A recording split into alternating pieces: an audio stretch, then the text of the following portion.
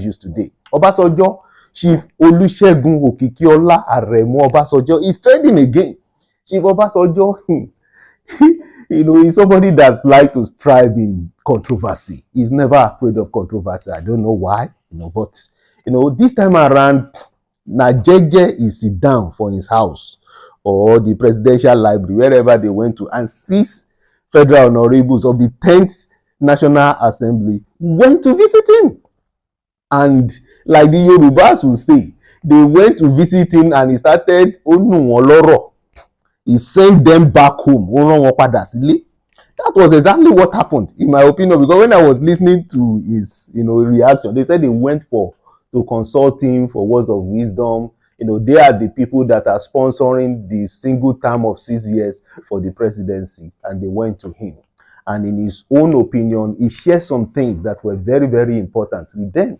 And one of the things he said that has started generating controversies and trending online is that the National Assembly, they sit down and they determine their own pay and allowances. That it is wrong, it is unconstitutional, it is criminal.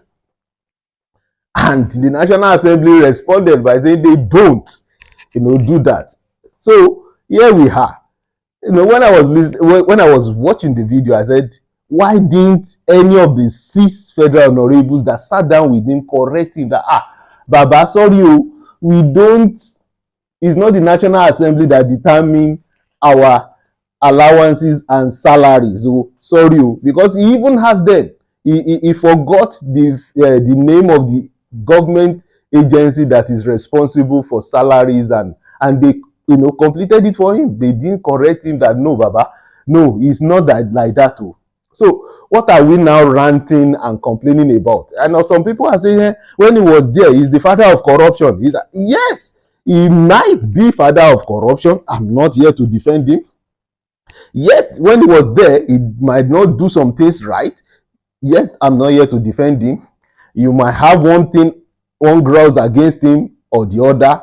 I'm not going to dispute that, because like I said, he strives in controversy. So let him continue enjoying the controversy. But what I'm particular about today is that the fact that he did something wrong then, or he had the opportunity to do it better, does not change the fact that by reason of hindsight, that he will even know better now. In Nigeria, we are very good at throwing the baby out with the bathwater. If he's saying some things, we must learn to disconnect the messenger from the message. There are other things he said. He said that Nigeria is sitting on a keg of gunpowder. Nobody is treating that. Because I think by now, the IGP, Inspector General of Police, you have visited him. I think by now, the Director of Department of State Security should have visited him. Baba, why did you say we are? He didn't say the politicians are sitting on keg of gunpowder. He didn't say that former politicians or retired presidents. He said we, as in all Nigerians, are sitting on keg of gunpowder. Nobody in the corridor of power have responded to that. Nobody has asked him any further question that what is, and this is not the first time he's saying it, and this is not the first person saying this, because that's what I think we should be talking about. We should be asking that what have you seen that we have not seen. I think they should visit him again to ask those questions that needed to be asked. He's not talking as an enemy of Nigeria. If he has been president twice and he's talking, my own is, let's forget about what we think he should have done that he didn't do. He's now talking to us. Let's hear him. I've had leadership role before, and I've had opportunities that I think if I have opportunity again, I will do better than I did the last time. It's everywhere. You look at it, and why are we sometimes so strict with our children? There are some things, there are some mistakes we don't want them to repeat. It doesn't mean that I did better as a youth, no. But by virtue of hindsight, I know some things that if given the opportunity, I would have loved to do better. So when I'm scolding or insisting on my children or my words or use around me do some things, it does not mean that I did it better or I did it that way when I was younger. No. But by virtue of hindsight, I know that this path you are treading is not leading to a better destination. That's just it. He's telling us, he's calling out that we are sitting on keg of gunpowder. Maybe they think keg of gunpowder is keg of mascara, or what do they use to do makeup? I don't understand what their interpretation of that, because that is an alarm. He's an ex-military general, former president, and if he says that, I think we should take it up. I think we should take it up. One other thing he said is that NNPC, no, we all know that NNPC is corrupt. But when he said all officials of NNPC should go to jail, Baba, young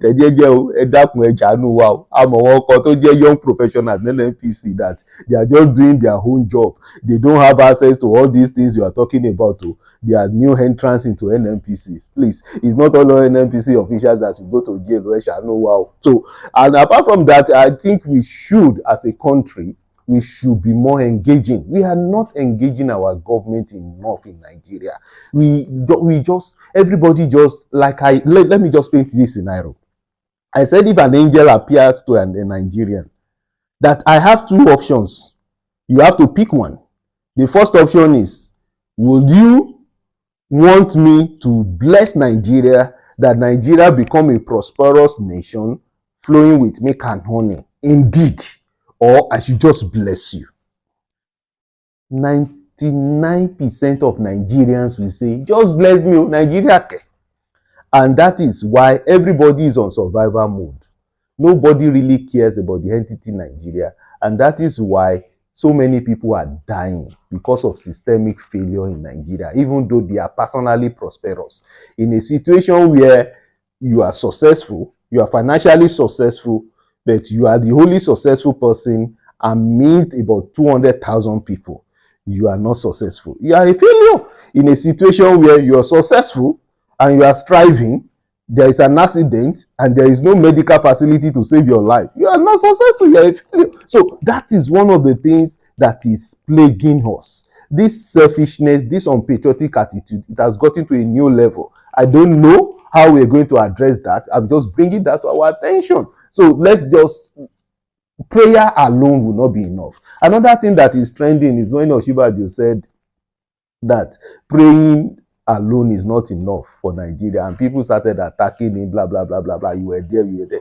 I don't know why our people behave like this. Because somebody was in power, you just believe that there are things he should have done, and he's talking now because he hates government. Or I don't know why we behave like this. I don't know why we behave like this. Well, to round up this brief, commentary, let me talk about, just while I was preparing and setting up my devices, I received a message from somebody telling me that UI received $201,000 naira, 201 million naira for student loan scheme from federal government. And it was like, renew hope indeed, for about 1,301 students or thereabouts. I hope I'm correct.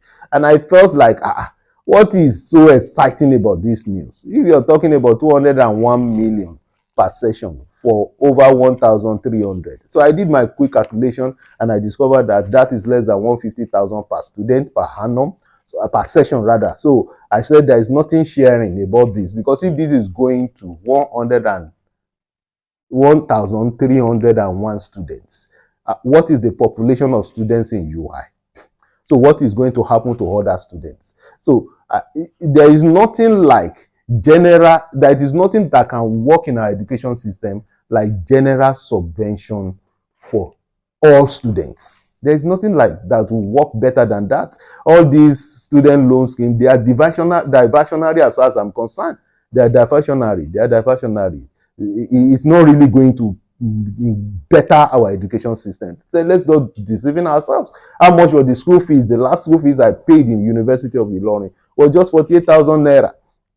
And at a point, my parents had 4 undergraduates in school. So What are you talking about? And we had the story of how the system was so good when some people were there. So let's really call a spade a spade. All these student loan scheme, they can't give us the kind of education. They can't give people, everyone, access to education the way it's supposed to be. Per annum now, every time JAMB conduct exams, they now have over 1 million candidates for the exams. That is how much Nigerians are craving to go to school, to go to higher institution. And you are talking about it's not obtainable now. Make sense. Make sense. They are not doing anything yet. They are not doing. The normal subvention to higher institutions should continue if you really want to increase our literacy rate in Nigeria.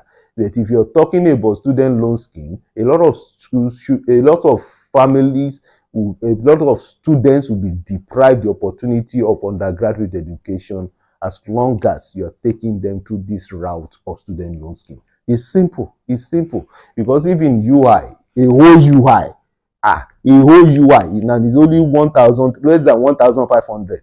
Then you have not done anything. You have not done anything. You have not done anything. Well, I remain Adeni Rotimi Johnson. They call me Oja Sokwe. I've said my own, and I pray Nigeria we can hail will come one day in our time.